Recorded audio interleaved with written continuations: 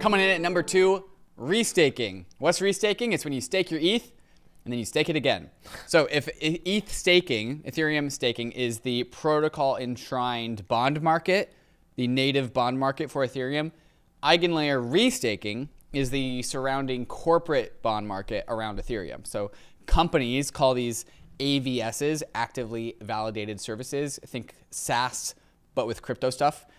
They will rent security from ETH stakers and pay them a small fee so they can leverage crypto economic security for whatever their app is. It's like the corporate bond market around the treasuries market, but all in crypto terms. So why is this a narrative? Well, it is a strong continuation on the arc of ETH as a monetary asset, which is something that is particularly interesting to me and Ryan, but also I'll say mainly due to the airdrop meta. If you are participating in the restaking corner of the Ethereum ecosystem, the crypto ecosystem, there is speculation that there will be a ton of airdrops coming your way. So if you are restaking your ETH, you are getting the EigenLayer points, which is speculated to turn into the Eigen token.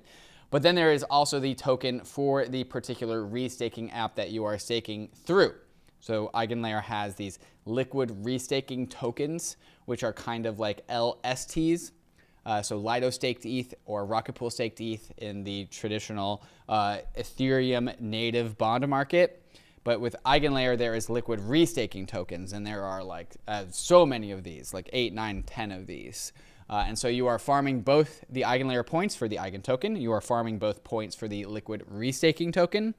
But then you have all the AVSs, the actively validated services, aka Eigen applications. This is, like I said, software as a service, except now in the crypto context using crypto security. And there will be many of these that I think are going to do all of their airdrops throughout Q3-ish, Q4. And so you are farming like multiple airdrops, hunting multiple airdrops, all with liquid restaking tokens. And so this is like kind of a way to get an index of the entire restaking space. Just by restaking your ETH. This is why I think it is in meta, to say nothing about the power and excitement and hype around EigenLayer. It's mainly a narrative just because like people think the EigenLayer airdrop is going to be massive, and then they also get a bunch of follow-on airdrops as well. People like yield. What does EigenLayer do? It gets you more yield on your ETH. There's $128 billion of Ether being staked to Ethereum.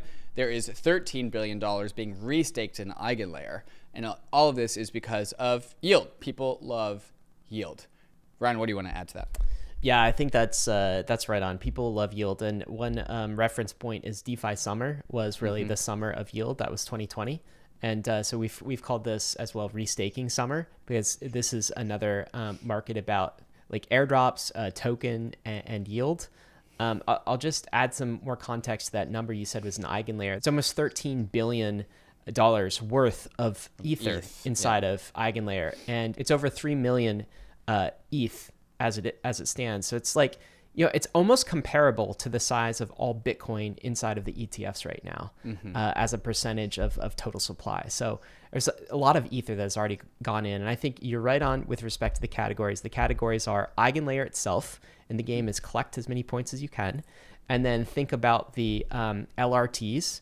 So there are a ton of different LRTs. The first concentric circle outside of EigenLayer. Right. This is like yield on the potential AVSs later. And there are a ton of these: EtherFi, KelpDAO, Renzo, Puffer Finance, EigenPi, Genesis, Swell, Bedrock, Inception. There's a Dune board that we'll link in the show notes where you can see a bunch of those. And again, most of these do not have public tokens yet. So the way to get exposure is probably to start using these protocols and collecting points. And as always, there's risks, right? I mean, you're putting your Ether into a brand new protocol, so be very careful here. And then there's also a category in CoinGecko that's worth noting. There's things like Pendle, for instance, which are part of this narrative. The financialization layer around LRTs. Yes. So like LRT applications. And then there's going to be a future category that doesn't have any tokens yet, but that you just mentioned, of all of the AVSs, all of the applications that will be built on top. The point of EigenLayer. AVSs are the point of EigenLayer. And then AVSs themselves, they haven't, I mean, there's no publicly traded token for any AVS. It is still in just this very early stage. And AVS could be like oracles, could be various coins. There could even be other networks like that resembles chains that could bootstrap using EigenLayer economic security. So that's one to keep an eye out on. Yeah, the excitement around EigenLayer really crescendos to the point of AVSs. There are 30, 40 different AVSs that are all working to come online. Some blue chip AVSs, some long tail AVSs. This will be kind of the final phase of the growth of the EigenLayer ecosystem. First, EigenLayer mainnet is going to hit sometime in Q2. Many of the LRT projects are going to launch their token in Q2 as well. EtherFi actually just announced the launch of their token using the Binance Launchpad. You can only imagine others like Swell have been very explicit about when their token is coming, sometime in Q2. So I think it goes LRT tokens in Q2, EigenLayer mainnet in Q2, Eigen token at some point whenever they get to it, and then just like the AVSs all drop their tokens, of which there are many. And where are the AVSs going to drop their tokens? It's got to be to the restakers. And so this is just like, I think, one of the most efficient point token airdrop farms that exists. And that's why people are very, very excited about it. If you enjoyed all of that, then you'll absolutely love the Bankless newsletter. Join over 300,000 fellow readers, all for free. Click below to sign up.